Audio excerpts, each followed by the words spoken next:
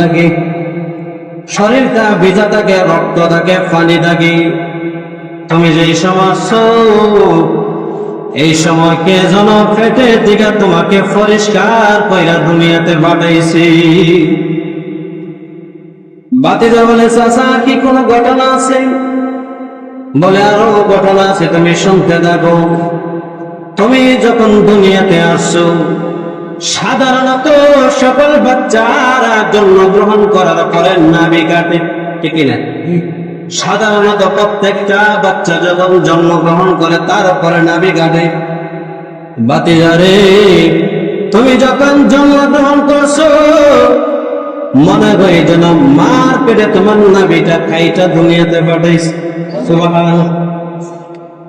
ভাতিজা বলে, চাচা আর কি কোনো ঘটনা আছে আমাকে বলেন। আবু তালেব ডাক দিয়া বলেন, ভাতিজা